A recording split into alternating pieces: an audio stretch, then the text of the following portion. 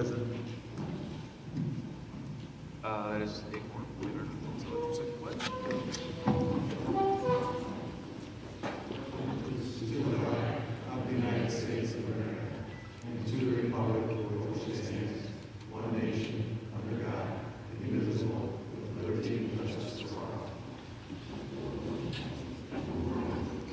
all. Before I make the motion for the approval of the agenda, just want to let you know that we are going to be adding one thing to new business, benefits discussion, so I'll be offering an amendment to do that. So if I could have a motion to approve tonight's agenda, first of all. So moved. Second.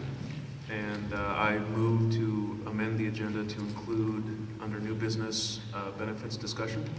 Is there a second? Second. Vote on the amendment.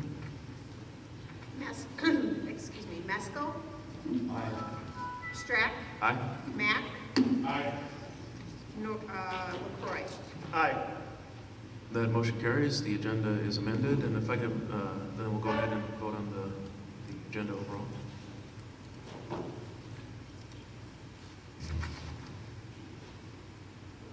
Ready? Yep. Mesco, Aye. Strack, Aye. Mack, Aye. LaCroix. Aye. Great. We have one public comment, Jackie Kissinger.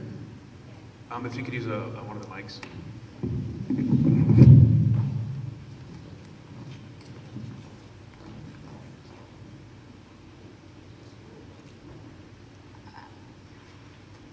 I guess I have a question, as well as a comment. I was wondering if there's a texting system in place for D46 for communication.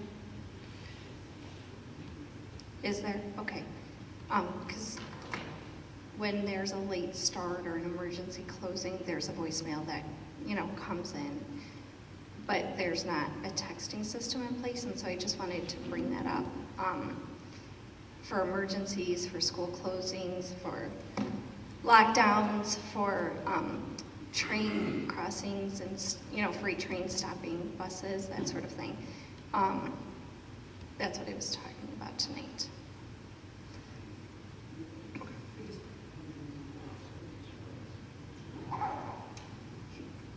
Jackie. All right, thank you very much. Okay. Are there any other public comments? Okay. Board reports.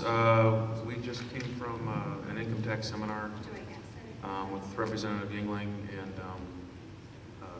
somebody from the Center for Tax and Budget Accountability and another person from the Tax Federation of Illinois, I think it is, which was interesting, I guess, but it wasn't exactly what I thought it was going to be about. The first half was more interesting than the second half. The first half involved taxes and how the state of Illinois ended up where it is now. But the second half was more how to file your income taxes, which is not so interesting.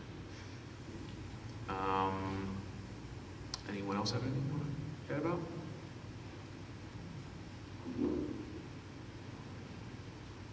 Ellen and or Paul? I'm gonna let Paul take care. All right then.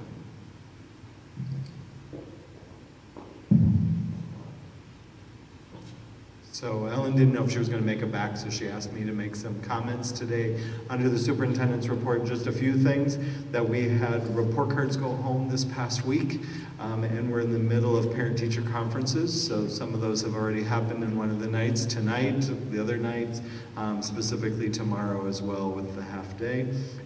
We also had a late start last week, and so our late starts are very, very important to us here in the district for the teachers to work on their curriculum plans. So many of the groups, all the different content areas meet together on the late start working on their plans either for the rest of this year, but most of the groups are actually working on revisions and plans to begin next school year so that we're already forecasting out towards next year as part of the late start work. And we also know that spring break's just right around the corner, so those are some of the important things that have been happening in our district. Thank you. Committee reports. The Evaluation Assessment Curriculum Committee, is there any report for that committee?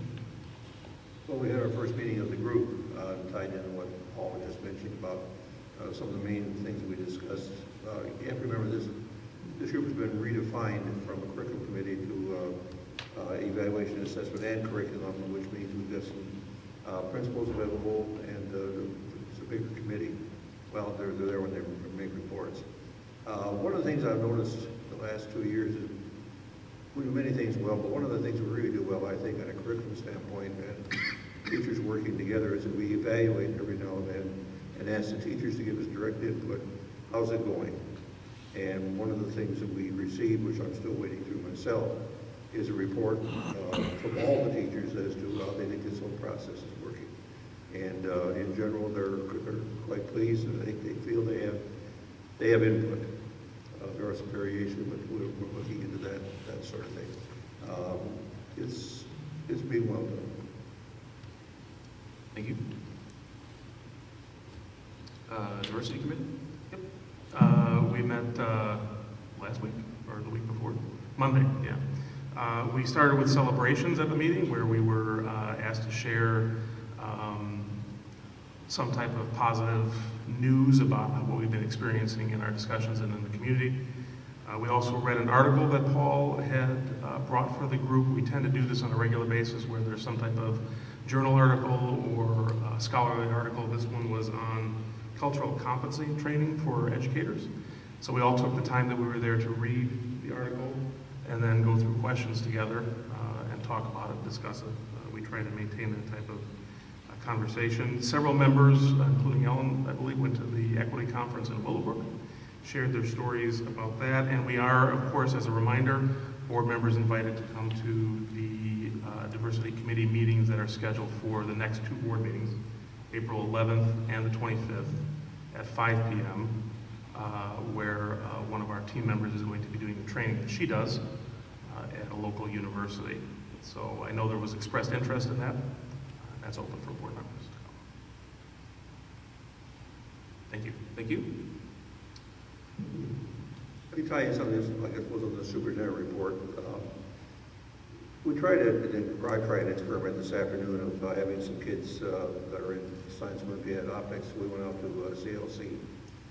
And I think it was a success. And anytime we try something new, you never know how it's going to go. First of all, the kids have to get there somehow. They don't drive cars. And we had 6 or 8 kids there and several parents. But they really have some equipment out at CLC. It worked well this time because they're on vacation this week. And secondly, there's the new science wing isn't really open yet. And so we pretty much had the run of the area. One of the things they also pointed out to us is that they have summer programs on making sure the kids get these flyers anyway. There's programs they have on all kinds of things with equipment out at CLC, everything from coding to optics to lasers to makerspace, you name it. So it points out that the more communication I think we can get, usually you think between high school and CLC, but there are some things that they have of interest to us, even down to 3rd and 5th grade. So they have some programs on that, so I'll make sure we'll get some copies to the superintendent. But anyway, the kids, I think we're inspired by some of the things that can be done, and especially when you have a rope that actually can carry light like water in a hose, which is kind of amazing to me. It was also helpful to me. The guy who was doing the teaching was an old Navy guy on a submarine, so we kind of hit it off on things.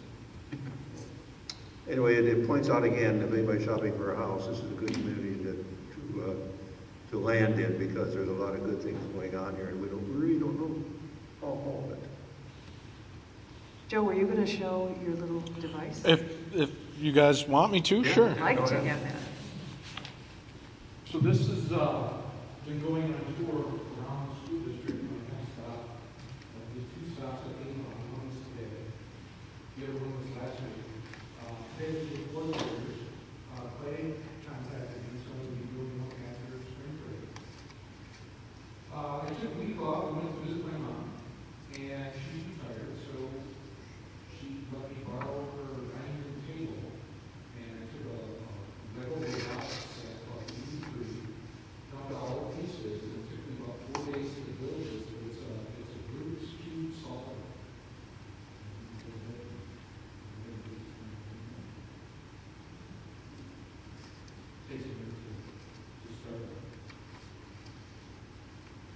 One of the things we did this afternoon, or actually about 10:50, is they gathered all the fourth graders at Avon into the lab, sat down on the floor, and then watched this go. And it takes about 2 minutes to solve the problem.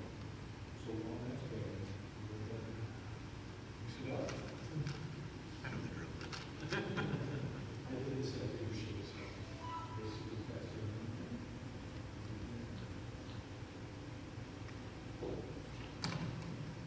Take one of the pieces out. Now see how it does. It's not stickers anymore, you can't take No. the sticker.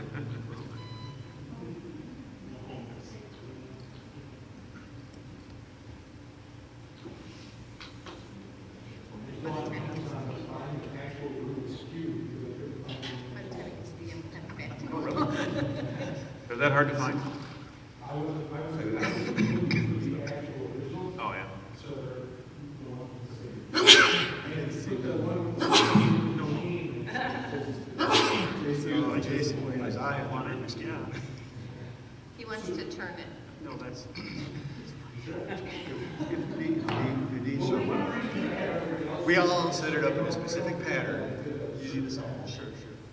So this is a sonar unit, that's gonna, it's a sensor that will tell when that first cube in, and it'll take off automatically. It's got 2 motors, and then it does a little decrease in the results.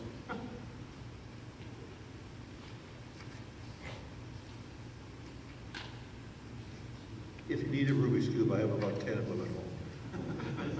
Do you really? Oh, yeah. They're all the same color, all the size. I got from the bargain about 8 years ago in Mansfield. You guys closing down my bar.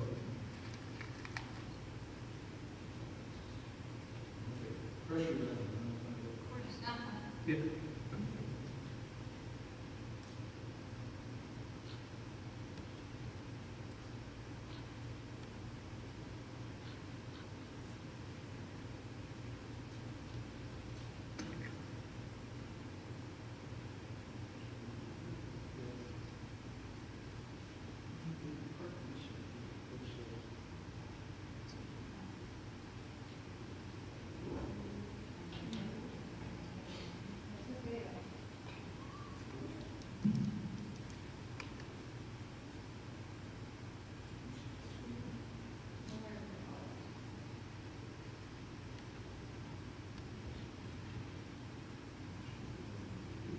It's the reverse of taking your car with squeaky brakes to the mechanic. If they won't squeak, you drive the mechanic. Reverse.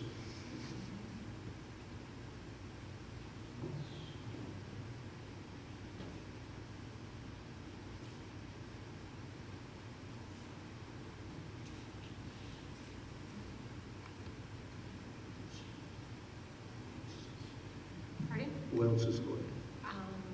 Jason and David. And Ellen, sorry. Okay, here we go. Proprietary.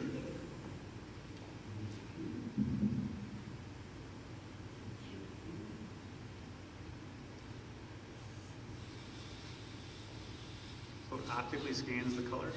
Yeah, it puts it in the memory, then it'll pause for a second, and then it'll find the solution, and then it'll go ahead and execute the solution. It's an algorithm, right? Right.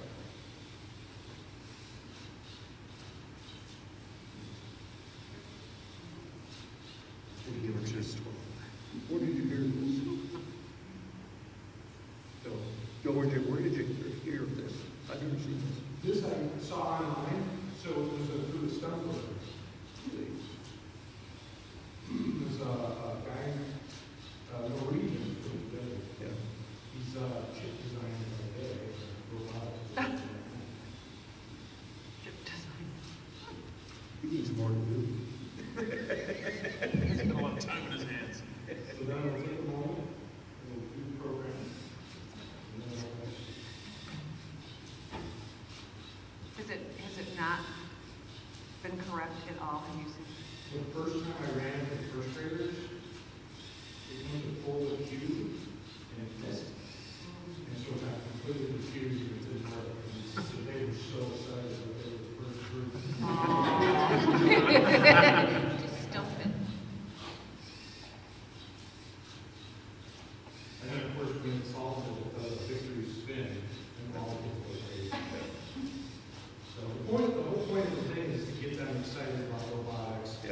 getting into electronics and anything STEM. And it seems to be doing really good job. It's very exciting.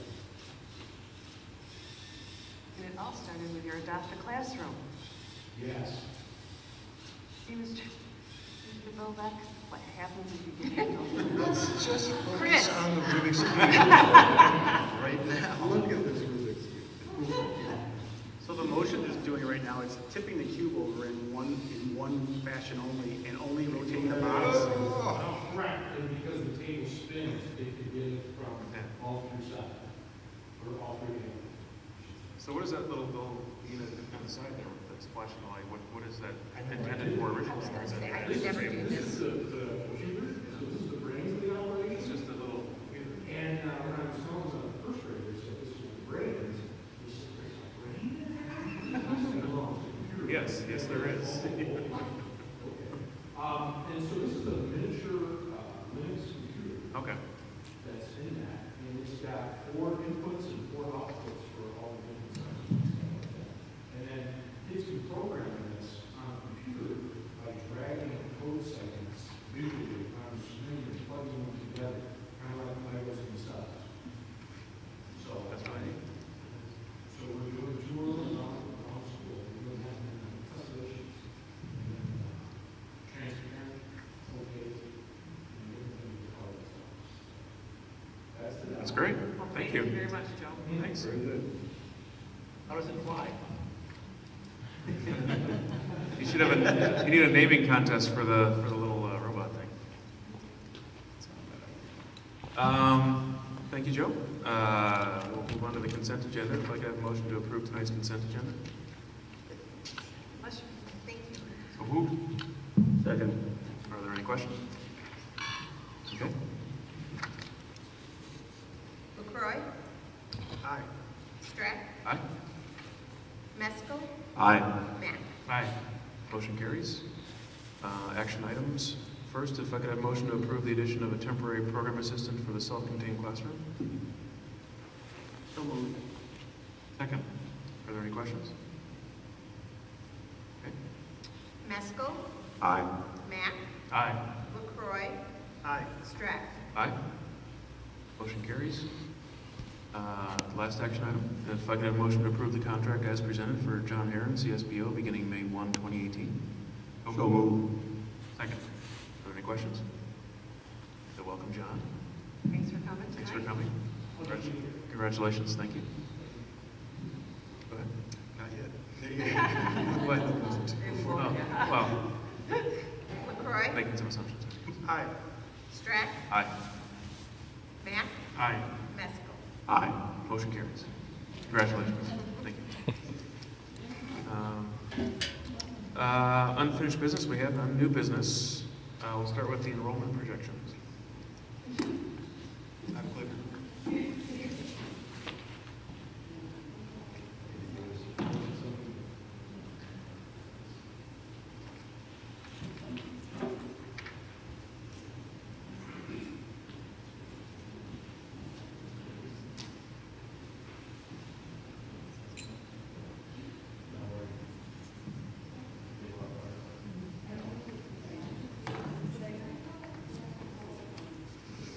Have the robot.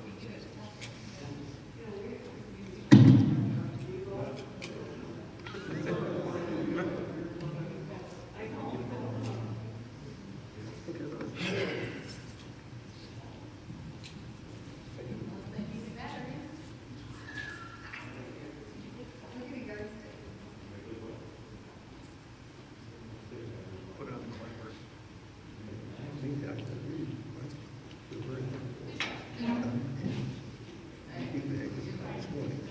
Well, we couldn't present all 130 aids that were in there. We decided maybe we could do the abridged version. So we just received the enrollment report from Dr. Casarda. And just as a reminder, the last time we had this done was 10 years ago. So this is an updated one. Okay, now I can't get this to go anywhere. What have you done to my computer? Joe, Yeah, take a look, yeah.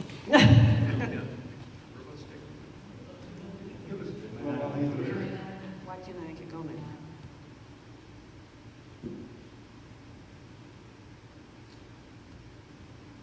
So what am I gonna? Okay, okay. Just this, just, okay, no, this is fine. So from his report, and we all know this, the housing prices have been slow to recover. To prepare for this projection, he asked, Dr. Casarda asked me to contact all of the villages to ask if there was going to be any housing developments, and everybody said no, there wasn't going to be any growth. And unfortunately, last week, I received an email from Kirk Smith from the village of Grace Lake, indicating that they're at the corner of the southeast corner of Washington and 83. There's a consideration to build quite a few houses in there. So there's a vacant 833 acres. So this was not the information they gave us when we asked earlier in the spring. So looking at the number of residents over 65 in Grace Lake and the surrounding villages, he doesn't feel that the kindergarten enrollment will decline sharply. It will decline, but not sharply, so that as the families that are over 65 either leave the area or whatever, then you know that they're probably going to be younger families moving in, and we should have maintain the numbers that we have. Since 2008 and 09, the enrollment has inconsistently declined. We have seen declines, but with the largest drop this past year, it's about 147. We, at the same time, have seen a rise in the ethnic diversity, with the most significant increase with the Hispanic students. Now, the next several pages, you will see, and we're not going to go through each of these numbers, but you will see that we have had an increase with the Hispanic going. At the bottom is the 2000, the top is 2017. So in 2000, we had 7.4%. In 2017, we're up to 27.6%. The other ethnicities have stayed about the same, with the exception of our white, which has decreased. So each of these following slides are with each building. We're not going to go through them, but as you can imagine, one of the biggest increases with the Hispanic population is at Avon. It currently is 54.8%. Frederick, as you can see, as the students move in into Frederick, this is increasing as well, 28.2%. GMS, you know, so the numbers are continuing to follow along in Frederick and GMS. Look at all the numbers there. You can see Park East, Hispanic is 22.7, but you'll see that there is an increase in the Asian population, 10.8. So they've got the largest Asian population at Park that we have in the district.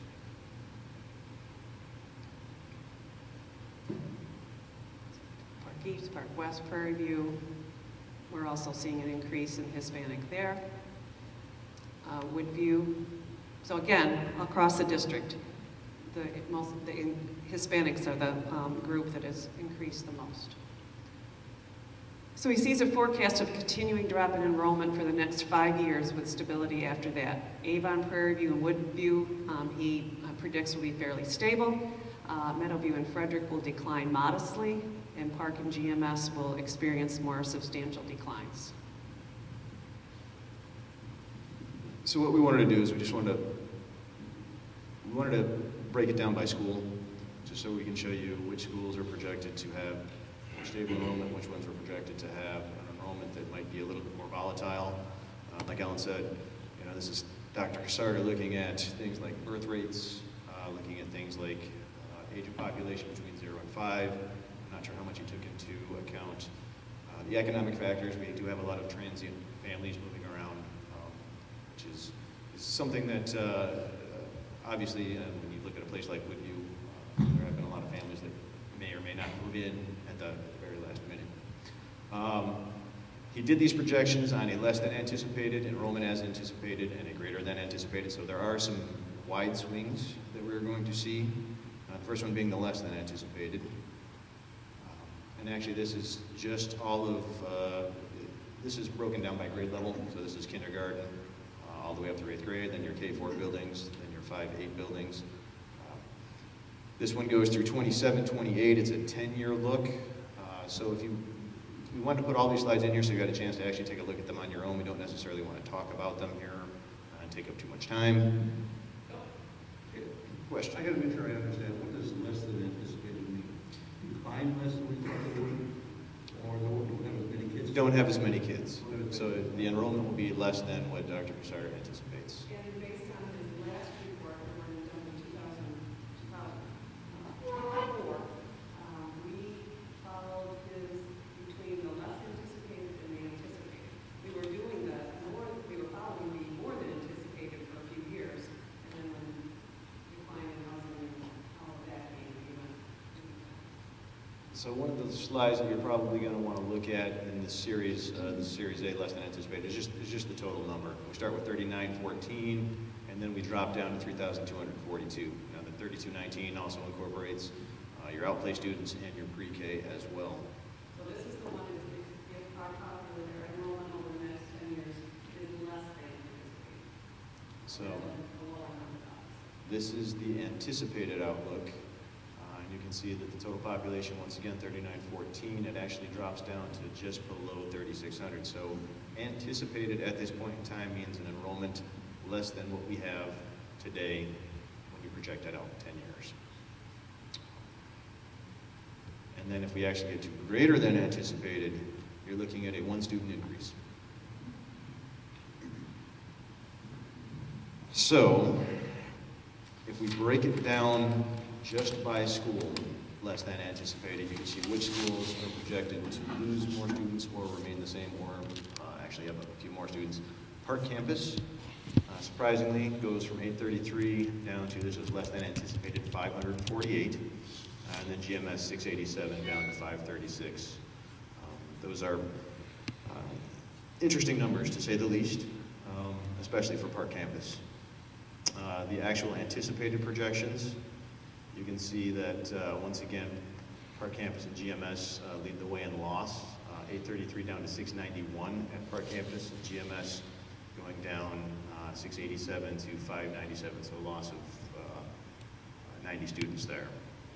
And even when we get to greater than anticipated, you're still looking at a loss in a couple school buildings. Avon will have an increase. That will have your most significant increase. Meadowview will also have a slight increase, but you still get to things like Park Campus. Park Campus is still projected to have a decrease as well as GMS. So these were the results that we got back, and now it's actually time to, well, analyze the results and pretty much think about developing plans for moving forward dependent on what the anticipated are. And then we also need to have a plan in place for what potentially we would have to do in case it was a less than anticipated. If it's greater than anticipated, then our numbers will stay relatively the same.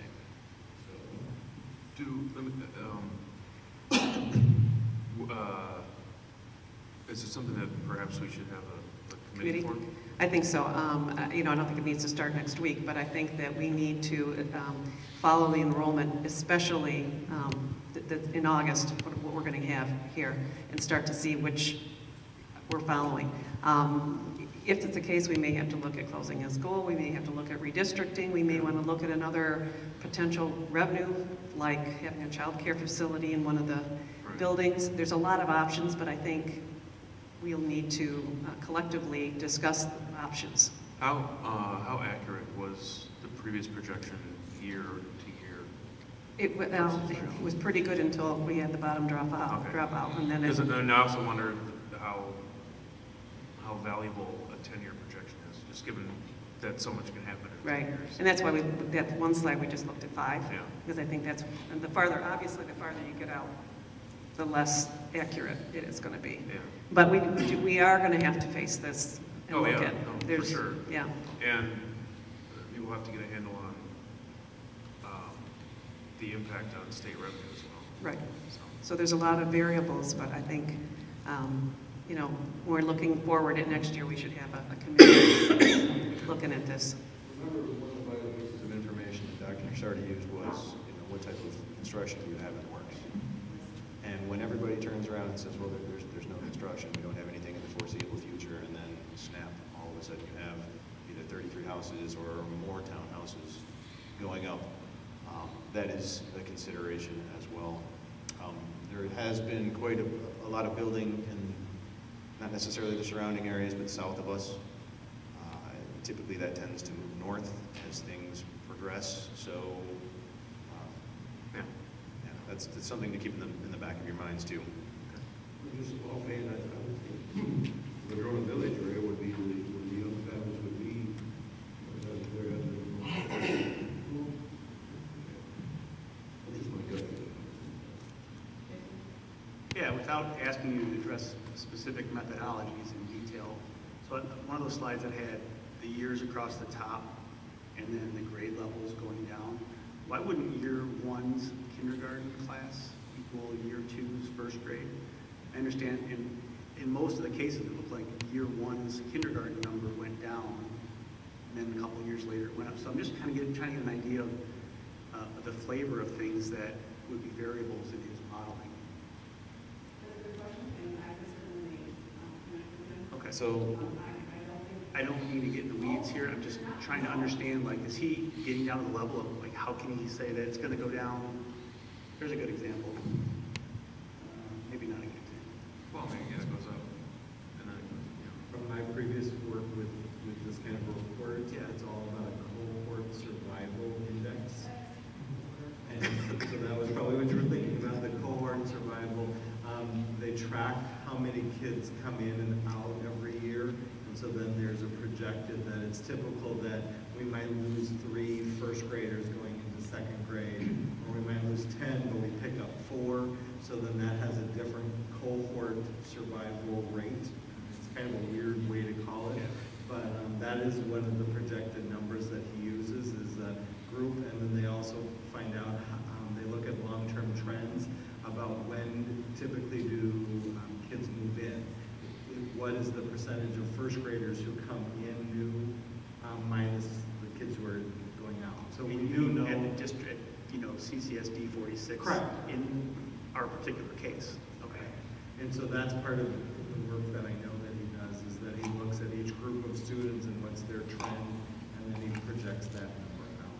So you will see jumps, because we also know that sometimes in school transition years, that's when parents choose to move in or move out also, because of, there's a new school starting at 5th grade, for example, for us, for many of our kids. That might be a time that you either come in or you go out. Depending on what school you're going to, maybe you want to stay until then. So that's all part of that. Sorry I'm interrupting about that, but that's part of the whole plan. Because when I've seen these before, well, I know I have 282 kids or something in a grade level, and then next year I'm only going to have, that same group of kids moves, and then I'm only having 271. Well, what happened to the 11 kids that I know are coming? But I try to think about what would cause someone to move in or out of our district, and certainly the surrounding companies and their hiring propensity, or their poor health would lead to less jobs in the area. I think about other things, the vagaries of local government. Are they going to allow development? Are they not?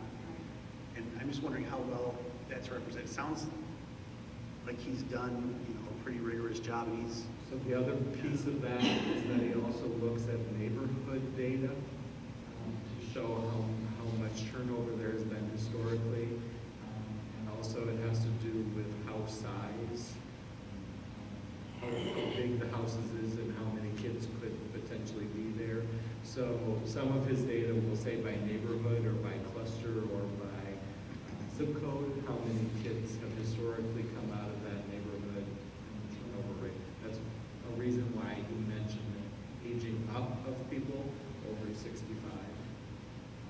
Then they know the houses will probably start to flip in time. Statistically, that's all of his work, that he's very well known across the nation for doing those kind of.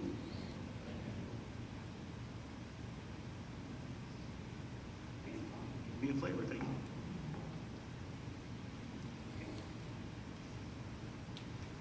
questions? why is the sky blue? I was gonna ask Paul's number. Fraction of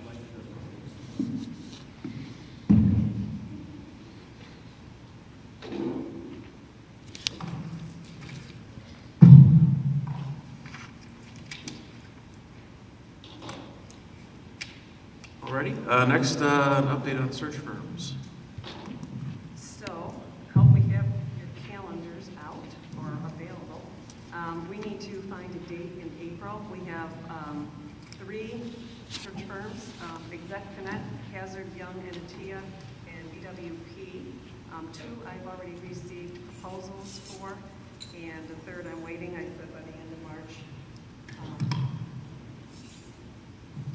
So we need to come up with a date, and on the night that we would interview, you'd give each firm a half an hour, like a 15-minute break in between, and the next one, so free. I'm still waiting for IASB to get back to me. I did let them know that we would like to have someone other than a person proposed to work with us if they wanted to give a proposal. Okay. And given that there's only 4 of us here tonight, perhaps if we could see some survey of sorts so that we can all submit dates that were available. How much total time do you think if we did them all the same? Same night, I think you could do 2.5 hours. I don't think it would be more than that. Half an hour, half an hour. I mean, because you're going to want to talk about it afterwards. So Yeah. 2 hours, I think. 2 hours minimum, maybe 3, 2 to 3 hours minimum. Okay. Yeah, no, I'll just Okay. sooner rather than later. Yes, obviously. and then we'll get then I'll let them know what night it is, and they'll each come in with I'll make sure you get the proposals ahead of time, because you're going to want to look at the variables among the 3. Yeah. Could we at least get, like, Monday and Thursday are the 2 best nights for me? Okay.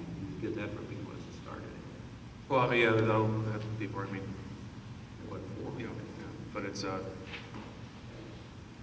that's good to know. But still, we need, you know, we'll need dates that work for everybody too. So, but I think my guess is Wednesdays are going to be out, you know, just because that's when we have our meetings anyway. But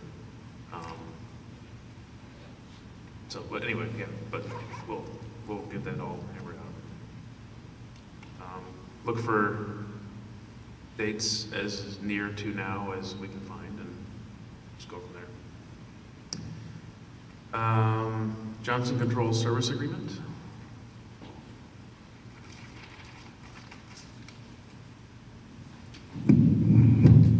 We've had a service agreement with Johnson Controls for the last, how long had it been? 10 years? This is to serve, yeah, first, the service of our very critical HVAC units. We keep it in place. A lot of it's for preventative maintenance. As you know, if a boiler goes down or a unit goes out, it's very disruptive to the students, to the staff, and it's also very costly. So having somebody come out and actually perform quarterly services. Yeah, I mean, it's something to look at quarterly services as well.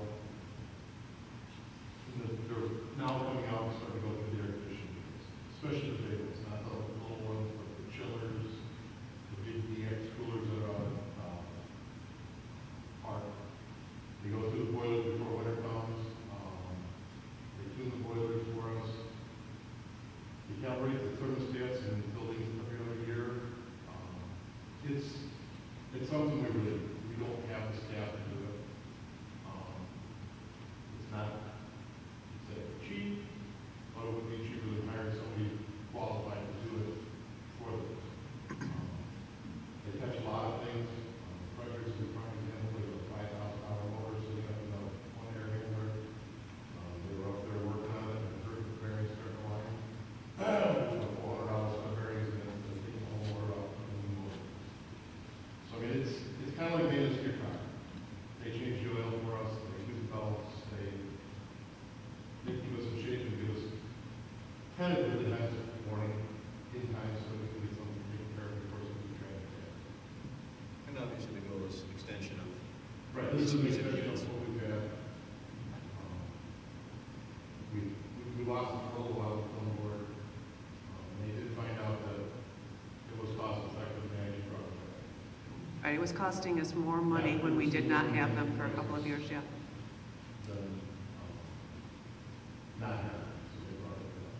What's the increase in the first year over what we've paid? It's 2%, 2%, okay.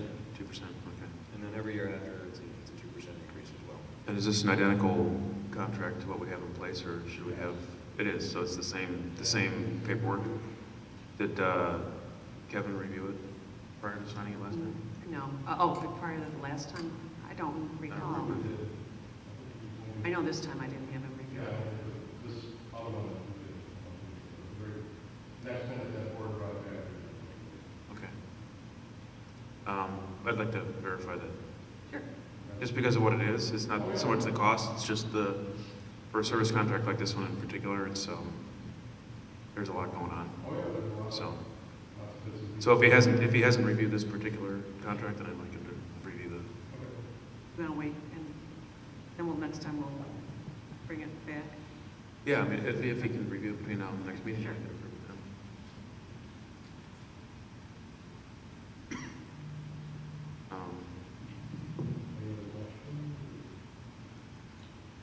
I mean, I think it's a necessary agreement to have. I don't know what you all think. But yeah, given that we don't have the staff to perform the work, then it makes sense. So I prefer to, in some ways, to have the staff to perform the work because that cuts out the profit motive of having a third-party private company do it. But that's a story for another time, I guess you could say. Any other questions? Okay. Thank you. Discussion of fraud policy. I had this put in last week. We had an email from the state saying there's a whole system that we have to use based off of grants. They're trying to make everything uniform, our grants and every other grant, I think, that is given out in Illinois. And there is a survey that you fill out, and there was a small panic among school districts last week because we received something that said, it was something to the effect of, based on your surveys, you are missing, and it is a fraud policy, it is a whistleblower statement, it is annual training for fraud for all employees, and it mentioned that corrective action and implementation needed to take place by March 30th.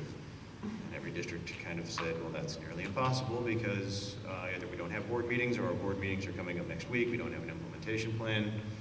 They did send a corrective email on Friday stating that all they needed before March 30th was a plan to have a plan in place. So I emailed them something and I said, okay, this is the time frame that we're looking at. It has to go to policy committee. It has to go in front of the board. And this is some of the items that we'll be taking a look at. And they emailed me back and said, okay, that's fine. But we still will have to do that. So we'll bring it up at our next policy committee meeting. We'll go through it a little bit. And we'll kind of create something that the state is looking for, and then we take it in front of the board. And I had said that we would have it in place before the beginning of the next school year, so we'll be looking at that time frame. All right, so we don't need to have a special policy meeting to address that? No, we don't have to have a special policy meeting. Okay. Can you give me an example of when you would apply this, whatever it is? If somebody noticed that somebody was misappropriation of funds that have conveniently gone missing, and somebody notices that maybe somebody is, I don't know. What about like the P card, using the P card inappropriately? Using the P card. It's actually happened in other school districts where somebody's been going on trips, or there has been money that is, that's not part of your salary, or why are you getting a little bit of extra dollars in here? So it's if you see something, say something. We have to have a path for somebody who wants to go ahead and say, I saw something, I need to go here, and it's. You bought snow blowers when you only buy 7. Yeah, things like that. So is Press Plus coming out with a proposed policy? We would hope so. But We've looked through all of the policies, and there's nothing that specifically deals with fraud, specifically, especially for whistleblowers and no reprisal and anything like that. So we can find out whether or not they're starting to look at it. Like this was just last week that we got the email, so the state just. I'd be surprised if they don't. I mean, just by nature of what it is. So. I don't know how long it would take them to put that together, if it was just dropped in their lap as well. Well, You But know, we put in place whatever we put Yeah, in place. we and put it could something in adopt. place. If theirs is better, then we would adopt that, so. Yeah. Curious to know what's precipitated to send that letter out, because I think we're all against it.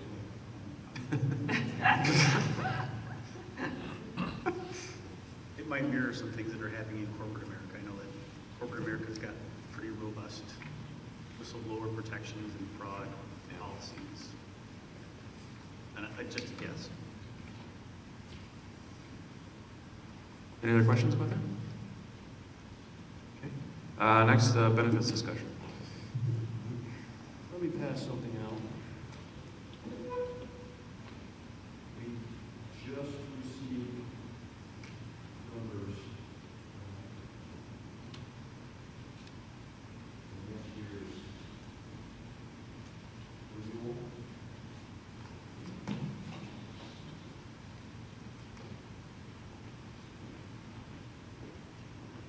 I'll just quickly say that nothing on here has anything to do with dental, because there's been 0 changes to dental premiums whatsoever, both in the HMO and our PBA plan. So this is strictly our medical insurance. It's our PPO option and our HMO options. The HMO is fully funded through Blue Cross Blue Shield. At this point in time, Blue Cross Blue Shield came back. They bartered with our broker. Broker made them prove, you know, that the insurance premium increases that they were requesting were that they weren't charging too much. So there's always a little back and forth there. The HMO came back at a 5.6% increase. Through my budget, every year I basically budget about 5%. So it's a slight increase over what the budget is last year. The overall increase between the two insurance products was 3.5%. So it's kind of in line. I haven't heard of anything like last year where you had several districts that saw 20% increases or 25% increases. So 5.6% is a little higher than we'd like to see, but that's what they came back with. The PPO option came back at a 5.8% increase. Now that is our self-funded.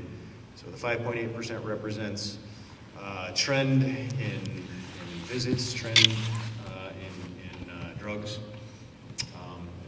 And we have Blue Cross Blue Shield run numbers. We also have our broker run numbers. They do a greater than anticipated, a less than anticipated, just like Dr. Casarda, and what they anticipate. 5.8% is where we're at right now.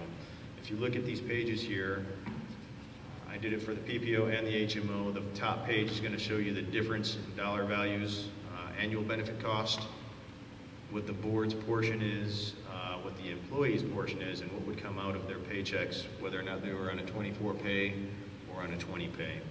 The second page shows you what our premiums were for 2017, 2018, and the third page shows you with the 5.6% and the 5.8% increase, what they will be for 2018, 2019. We have looked at a couple of other options and a couple of other brokers.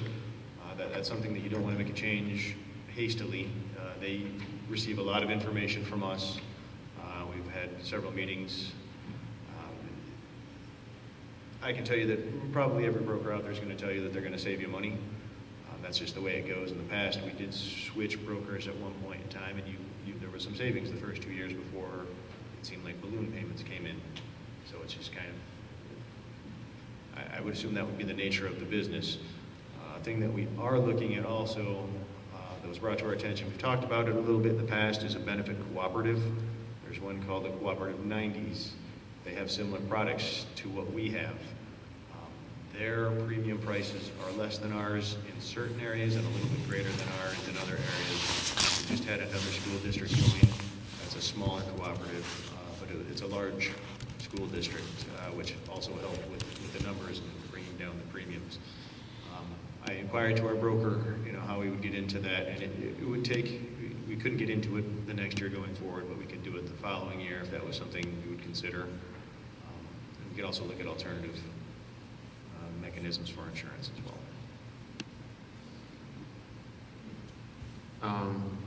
If we want to make any changes, what's the timeline?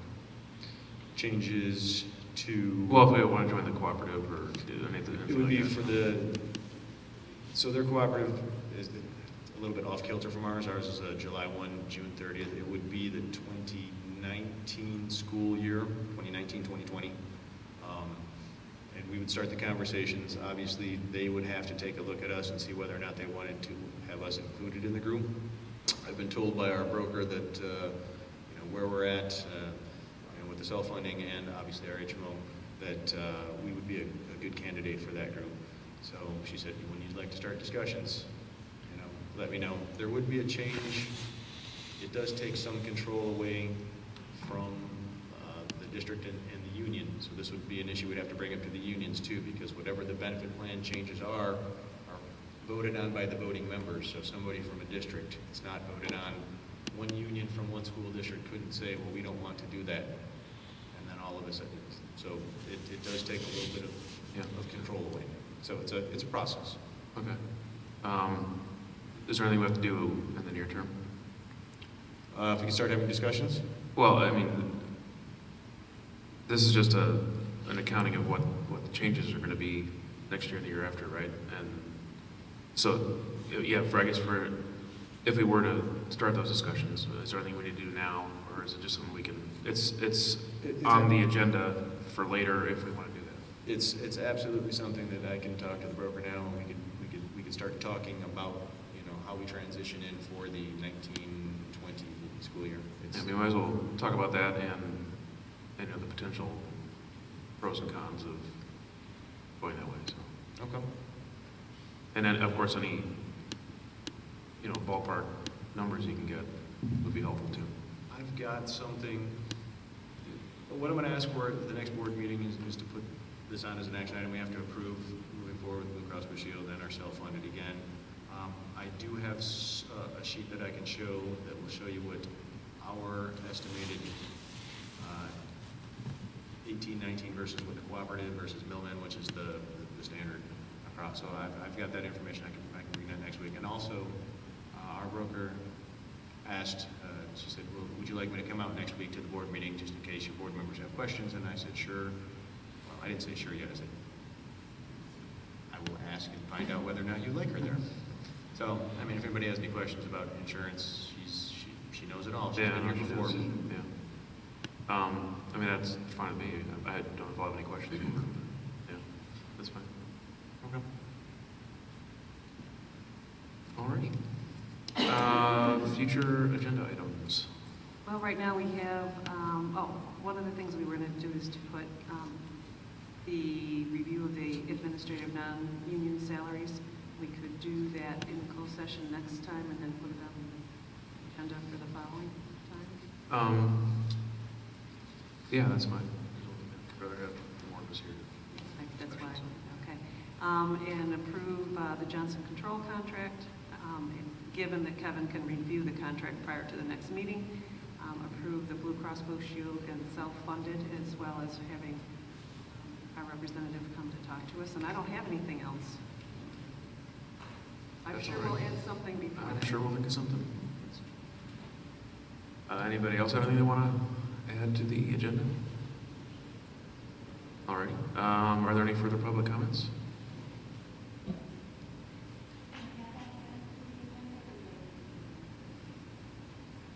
Email them first. We'll start a discussion that way. I have your email, right? Okay. All right. I don't think we need a closed session. I will also note that Ellen did hand out her self-evaluation tonight, so we will be discussing that after the next board. There being no further business, I guess if I could have a motion to adjourn. Second.